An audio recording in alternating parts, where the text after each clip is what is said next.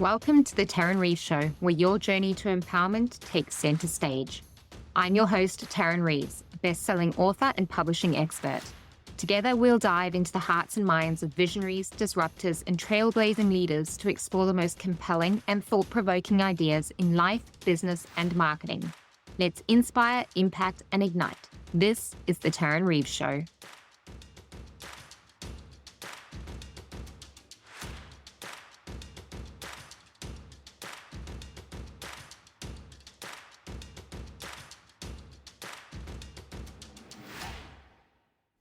Today, I am joined by one of my very dear friends, and sometimes I think of you as my soul mum. I really do. Karen Whelan, she is hailing all the way from Dublin in Ireland. Welcome, Karen.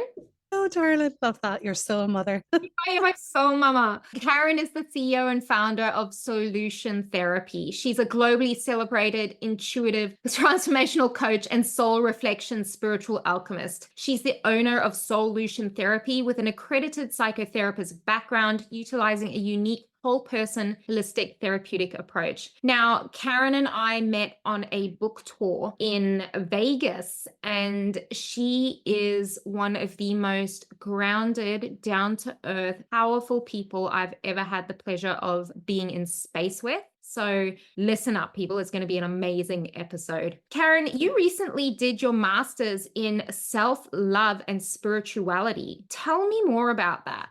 Yeah. Hello to all your gorgeous listeners who get to join in on this conversation. I love you. You know that. We had a great time in LA. Things happened. Things happen. Work happened.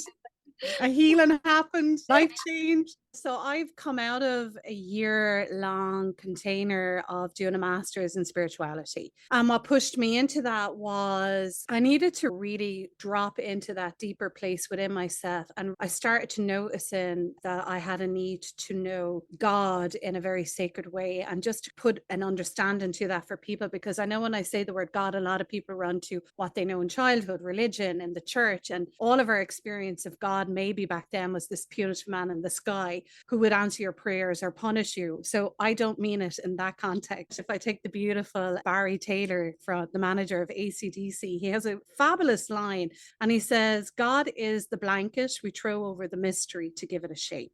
So I wanted to know it is a beautiful and it's a real honor in a way. And it also gave me self permission to reclaim the word, the name again of God, because I had a lot of shame. I didn't want to say God. I would say the universe, source, the divine. But there's something when you can really allow your body to welcome the sound of God again back into your existence. And for me, that was a real deep, beautiful journey I went on. So I went into the Masters of Spirituality to get a sense of the mystery. Being in America, doing the book tour with you and continuing to do more stuff over there. And this is not a judgment of that arena, but I started to recognize that all those systems out there that are created and set up, they're not the organic channeling way for me to channel the mystery. So that's not, we say, God's order in life for us all to always be reaching for and aspiring for and trying to prove ourselves. And I was in that genuine dance with life. I wanted more for me and I wanted more purpose and ambition, but I was chasing it through that man-made system of structure of you need to get here in order to be seen. And I kept coming away feeling unseen more and not tapping into a true richness in a real way. I felt emptied. I felt like I didn't succeed very well. I felt like I was down at the bottom of the hill again and I had to go all the way back up the big mountain. So I said, no, I can't do this. So one evening on my laptop, I said to my husband, I need to go into a container, a cocoon, and I need to find the mystery. I need to connect with my spirit and I need to know that I am a part of and more deeply connected into what is the creator of all of this. And that led me to discovering the Masters in Spirituality. And it was an incredible year, the journey, what it invoked, what it got you to reflect upon, the questioning, all of it. So it led me then to do a research, which I fell in love with because my work, Tarryn, I love working with self-love. Yeah. And I have been a master of self-hate from a very young age. I mastered it come age 14. I was a master of self-hate to the point that I couldn't even look in the mirror at Karen. I really hated, I had so much fury for that teenager. I hated her. I hated the sense of me. I hated my body, to the point where I felt the only way to cope was to exit my life. And I attempted suicide when I was 14. And that's how much self-hate I had. And I've spent a long time on my journey, my life's journey, since I was 21, in really finding my way home to myself. And that meant doing huge amounts of healing, unpacking the armor that I had put on to self-protect. But that armor was also a coping, a defense. It also kept the world away from me at the same time. Yeah. It did the opposite. It didn't protect me. It just created more disruption in my life. And that's what happens with trauma. So the masters allowed me to do this deep research for the year. And my research, because I had been working as a psychotherapist, I had trained as a tantra teacher, I trained in shamanic, I trained under Dr. Gabriel Mate, beautiful soul, in living inquiry, which is really being with the presence and of your body and all sensation. So it was another invitation to accept where we're at inside of ourselves. So I said, gather this up and do a research for me that had purpose, real heart purpose. And the research was called Self-Love as a Spiritual Practice, that the practice would open your sacred heart energy, for which is a portal actually, and a gateway for you to recognize and feel a communication with God. So it was like hours of literature reviews. I had participants who did a 21-day spiritual self-love practice. I then interviewed my participants using what we call the Wonder Lab method, where you get them to tell their story, you listen with wonder, and you get them then to hear their story through wonderment.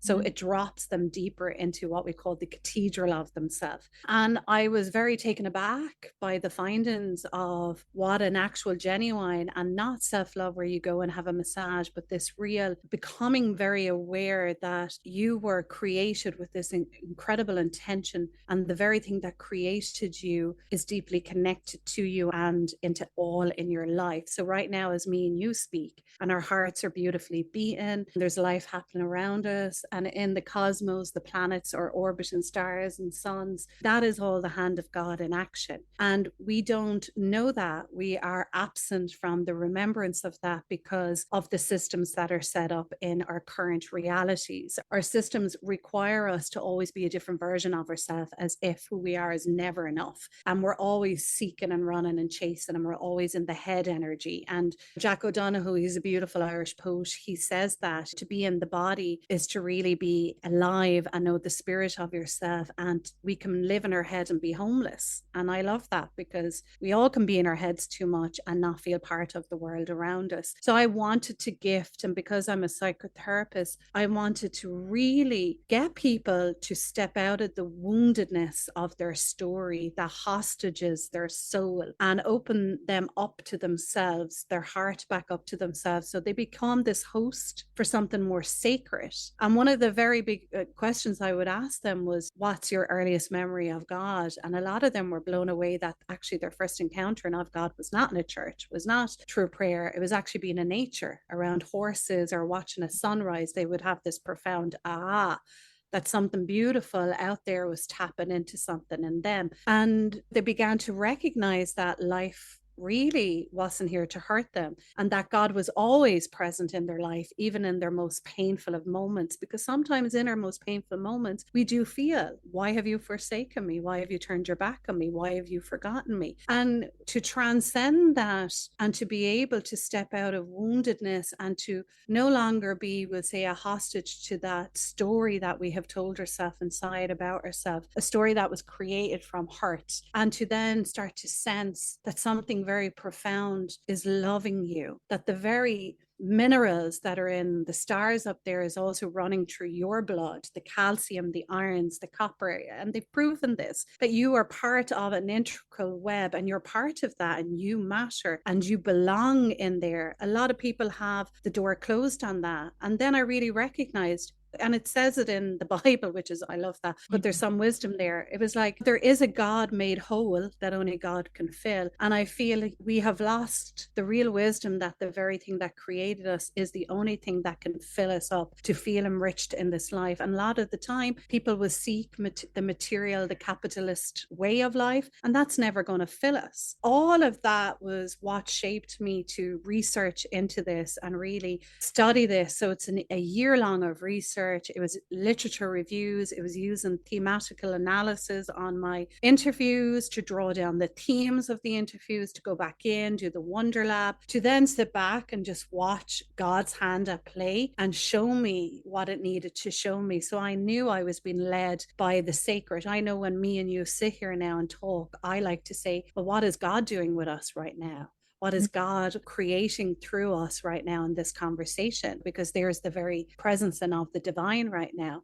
So it's a powerful and a beautiful and a deep place of faith to arrive at, where you can self-permit. You don't have your wounded story anymore, because when we have a wounded story, which is okay, we put a lot of conditions on our path in order to say yes to things. Well, look, if I have this and this is there, then I'll say yes. But it's about turning that off and saying yes anyway, and jumping without all of those conditions, and knowing, like that beautiful bird, when they first dive headfirst out of the nest, they know the hand of God is what carries them into flight. It's about us learning that we have a nature to our own spirit, and our spirit, which is the sacred energy that is speaking. There's a sacred voice. It's speaking into us the whole time. It's about falling back into that, leaning back into the power of that. And that's my soul work. That's the heart of what I do, which is quite big.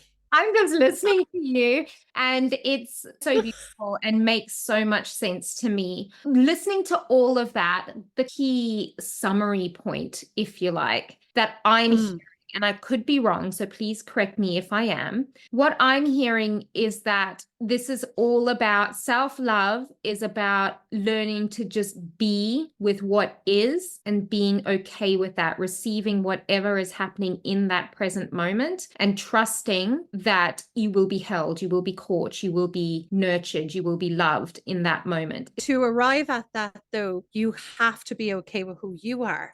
Yes.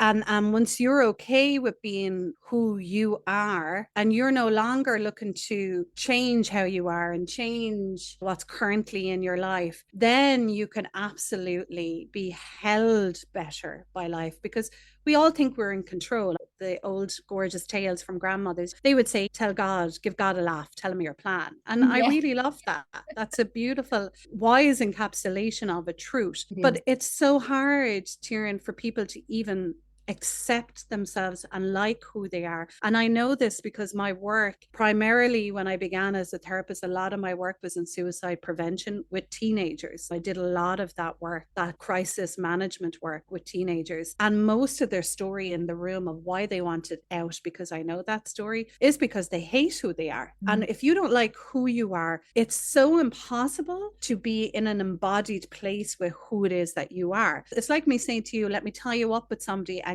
who you hate and spend the day with them, and you can't get away from them. You're going to have discomfort, emotional, physical, mental discomfort. You're going to be so awkward. That is the genuine dynamic when we don't like who we are. And if we don't like who we are, then you're not in alignment with the truth of your true nature of your own spirit. You are running and avoiding. You are uncomfortable. So people don't turn in for self-liberation. They think the answer would be to numb more, to accumulate more material stuff, to reach for money, to have that perfect relation. So they're constantly seeking in the external environment to fulfill something that actually they themselves can only fill by turning inward and learning to come to know the nature of that spirit. And it's beautiful because the nature of your spirit is so different to mine. How you walk, there's your rhythm to your spirit, how you move your body, how you speak, what calls and speaks into you, music, poetry, art. It's going to be very different to what calls into me. And instead of celebrating our uniqueness and our indifference in our woundedness, when we can't self-accept and self-love, we become competitive and we compare and we judge and we compete and we'll step on the shoulders of other people just to get higher. And that's where all of that shadow woundedness comes from, is when we can't accept the light of what we are. We can't embrace it. Yeah. So self-love comes first. Self-love is getting you to really to accept the wonderment of what you are. And once you're there and you give yourself a break and you start to go, she's actually all right. She's actually a nice person. She's kind. She's loving. She's a good mother. She's doing her best. When you actually give her a break, now she'll guide you more. Now she'll show up for you more. And think of it that way. If you're constantly putting down a friend, they're not going to show up.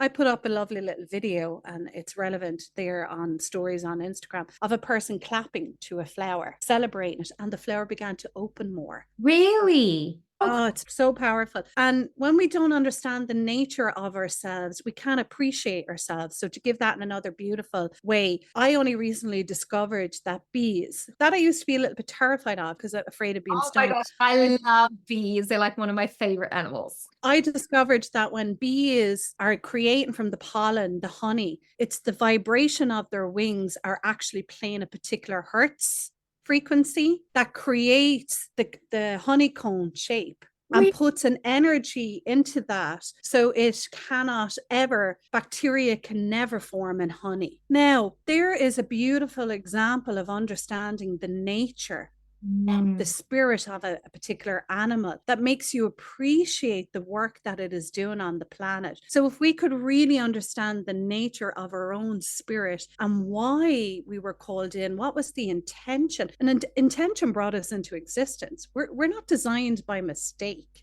It's no mistake. When we think of the biological chemicals that even had to happen for us to get here, it took for your mom and your dad and that particular ovary and that particular egg at that cycle of that month, that particular sperm out of all the fucking millions of sperm. The journey for us to even come into existence is already magical. And we just lose the wonderment of that because we're born into systems where we're told, and I love that Wayne Dyer said it, your parents, and I'm not blaming parents, but they do take over because they want to help you in life. They feel they're assisting you, but they're really edging God out. And that's why we have ego, ego, edging God out, the edge out of us, that wonderment and mystery of what we were truly here to be. And none of us know how to liberate ourselves. We don't know how to self-permit.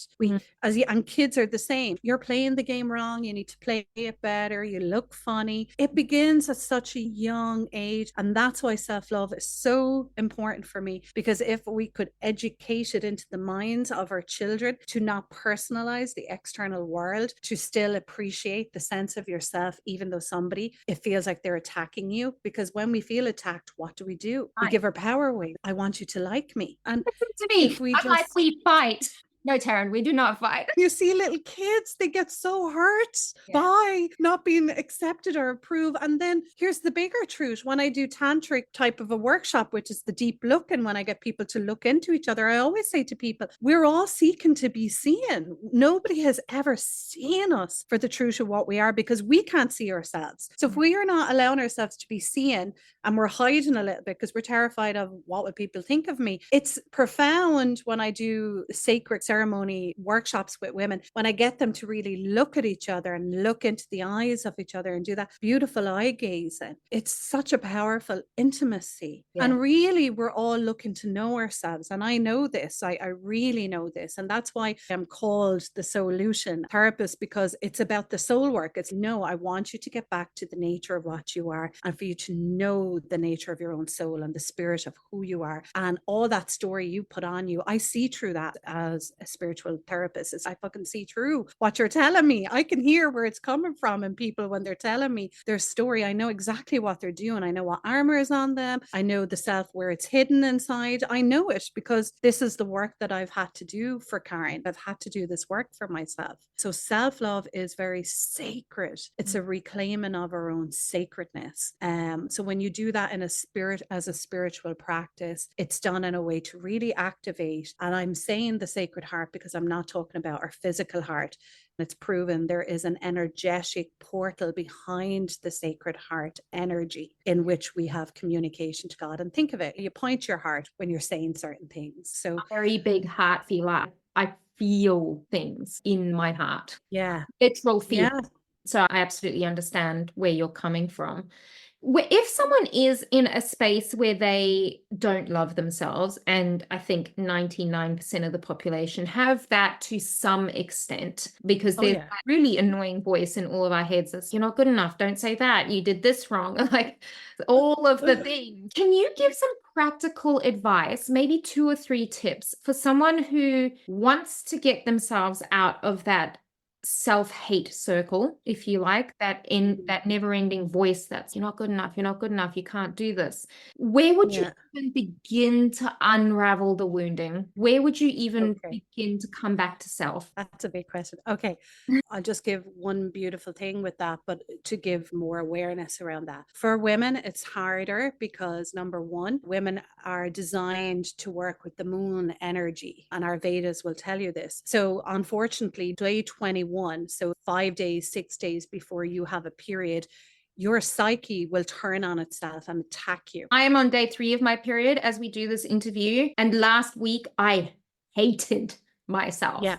And I don't Yeah. usually hate myself that Okay. much, but it was a thing. So, here's a beautiful explanation of that that might give you then the wisdom around going, oh, I'm coming into day 21. So originally, the reason why you attack yourself is because you have an energy going through your body known as the hunter and gatherer, and it is detoxifying new turns. So what happens is it goes up into the brain, the energy, it pulls all of the toxicity, it cleanses your body, and it actually cleanses you energetically. So it's cleaning you of any people and places and things you were around that whole month that was not good for your energy source, for your hara, which is your womb. Our hara is actually inner womb space. So then when you have a bleed, you release and you feel fucking great again. Yeah. So that timeline is a sacred timeline for a woman. Back in the olden days, women in communities, they would have been loved upon, they would have been minded. It's actually a time for us where we're meant to get slower, where we're meant to be more gentle with that innocent self within, who has done all that hard work for those 21 days for us in life, being in service, doing our job, minding our children, dealing with people. That's really from day 21 to a bleed. That's when we're meant to be kinder to her who works so hard. But when we don't realize what the body's purpose and the nature of what the body is doing for us, so the body is honoring us, it's detoxifying us, it's cleansing us, and we don't know all this wisdom, then we're trapped in that psyche conflict. We're like, oh, I feel so fat, I feel so ugly, I'm not in the mood. And we're not in the mood because we actually need others to hold us. We need that. We need someone to mind us. We need somebody else to take over the container. We need that as women, and we deserve that. That's the natural way for us. And then you have your bleed, which is your cleanse, your release, and you're good to go again, and you're ready. And ideally, we should really be in that cycle with the new moon, not with a full moon. Really, our bleed should happen with the new moon, because that's when the moon has turned in on herself. She's gone in to do the shadow work. Yeah. So for us, God love us, if we're bleeding on a full moon, we're going through this process twice with the cosmic energy, because we're not in sync with it.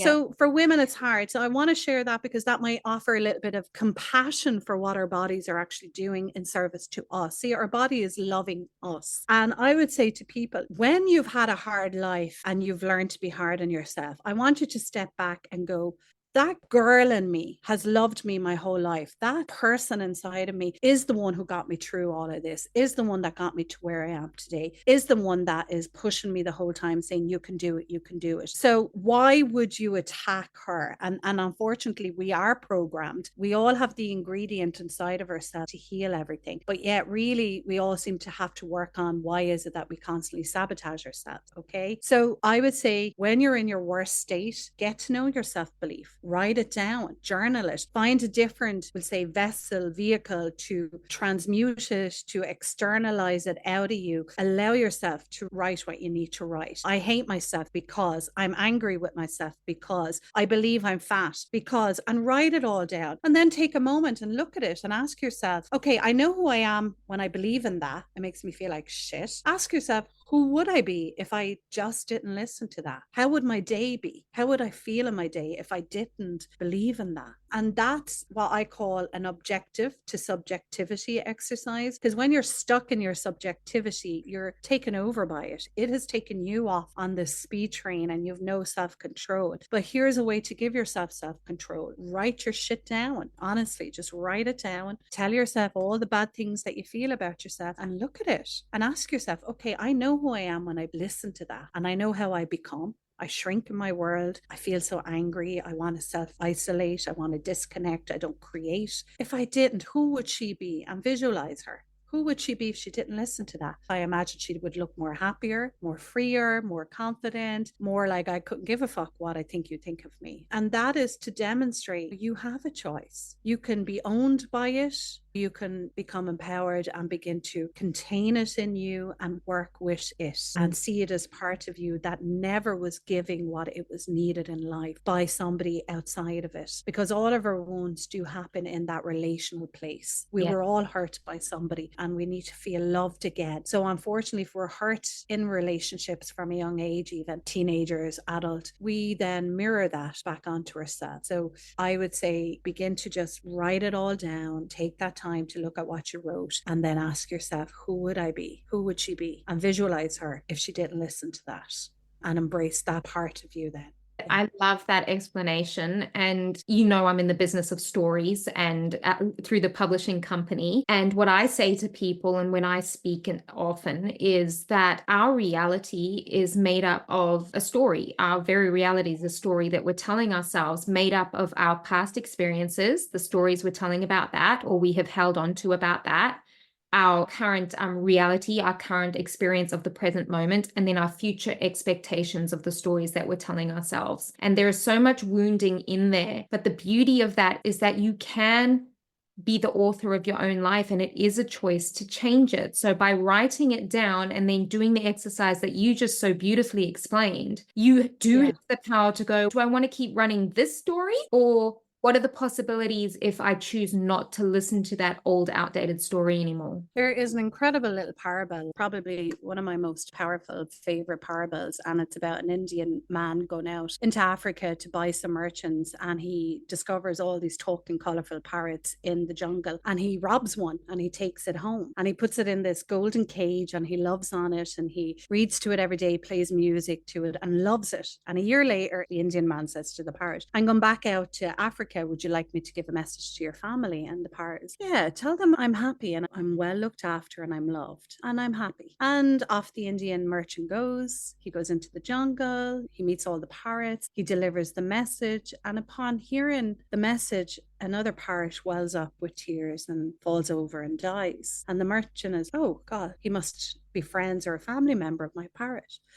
So the Indian merchant returns home and his parrot says, did you tell my story? Did you give my message? And the merchant was like, I did. And the merchant told him what happened. And upon hearing it, his own parrot welled up with tears and keeled over and died. And the merchant was distraught. He's like, oh my God, my parrot must have loved this other parrot. And he picked the parrot up and he went to throw it out the window. And next minute, the parrot flew up onto a tree. And the merchant was like, why would you pretend to die? Why would you do that to me? And the parrot said, because my friend back in Africa gave me the most important message. The merchant was like, what was the message? He said, my friend told me in order to escape my cage, I must die while I'm still alive. Wow.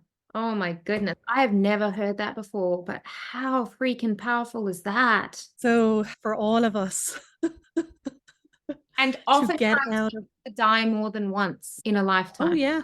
Because maybe some part of the program is still keeping you in that cage. So Tarryn, that's my work for people. That's what I do. I will, as you experienced, your cage, your world might fall apart because I come in and I do work with people whereby I'm honoring what their soul is needing. And the person might be like, my whole life just fell apart. And I'm like, wonderful. Your cage gone. Wonderful. And I can attest to that. Karen was the key, if you like, to unlocking the door to my cage, which I then proceeded to dismantle quite unspectacularly and ungracefully on my own for about 2 years. Well, perfectly, regardless of how it happened. It's perfect. It was a shit show, to say the least, but one I needed. It is very powerful work. Thank you so much for sharing that, Karen. Now, I hear on the grapevine that you have opened a self-love school. Tell me more about that, because if people can come into container with you, I think it could just be life-changing for them, honestly.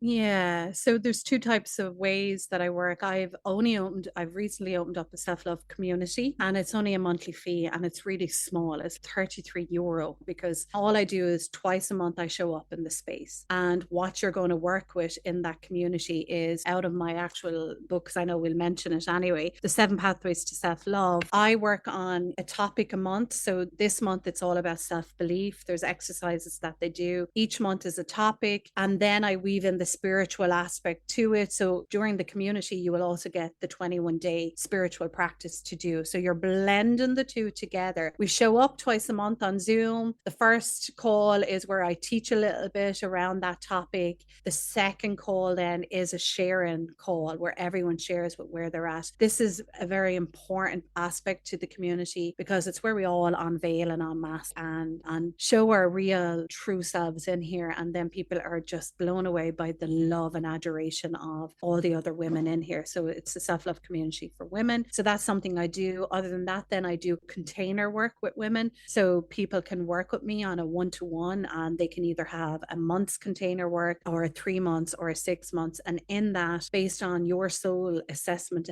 discovery, the consultation call really on video, I will know exactly where you're at, what the work might look like for your soul, for the nature of your spirit. And then the person goes away and can look at that and see if it fits into them. And that's the work that I'm currently doing. So most of my work is with international people. I do see some physically in Ireland, not many nowadays. Most of my clients are in America at the moment. That's great. Yeah. And then we have a year-long retreat that me and my husband, Jeff, we host together. We've one coming up in Ireland in July. It's called the Sacred Soul Retreat. We'll take people to ancient sites in Ireland. We'll do ancestral healing, soul retrieval, shamanic work. Yeah. Jeff is a dowser. He's a grid worker. He removes curses off of people and the land. So he'll work with that on the sacred sites with people. So a beautiful week-long retreat as well in July here in Ireland that we're both co-hosting. Amazing. Jeff also did some powerful work on me when we were in America, right in the middle of our speaking event, actually.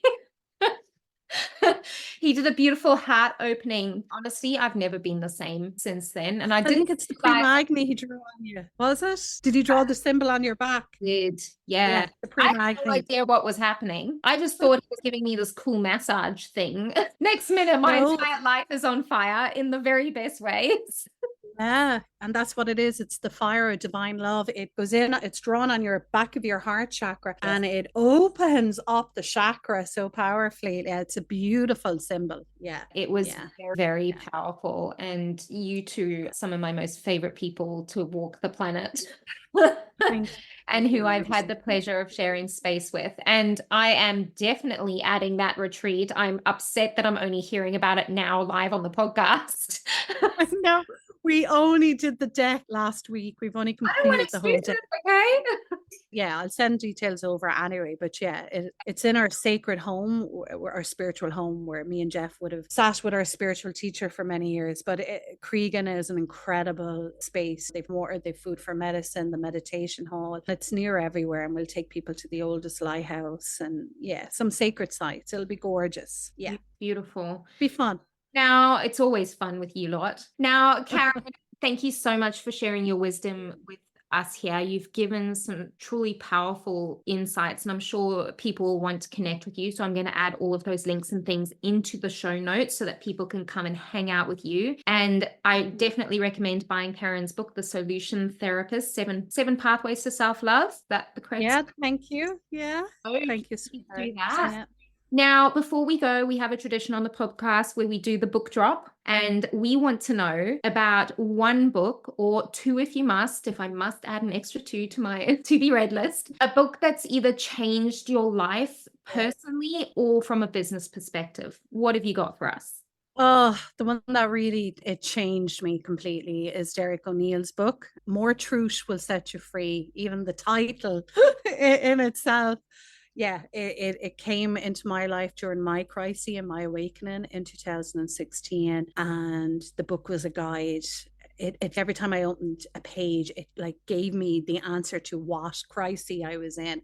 Just an incredible book. It touches off of everything you can think of in that book. Beautiful book, worth a read to anybody. Yeah. Excellent. I'll be sure to add it to the book drop so everybody can go and find it. Karen, thank you so much for sharing your solutions with us today. And we'll be together again shortly, I'm sure. Thank you, sweetheart. I love you. It's been a pleasure. And thank you to everyone who listens. And please, like she said, absolutely reach out. I'm very open and here for any inquiry. She is. Thank you so much. Thank you, darling. That's a wrap on today's episode. If you love the insights and inspiration, don't let it end here. Hit subscribe to stay connected and turn your visions into reality alongside our community of changemakers. I'm Tarryn Reeves. Thank you for joining me. And remember, your story has power. See you in the next episode.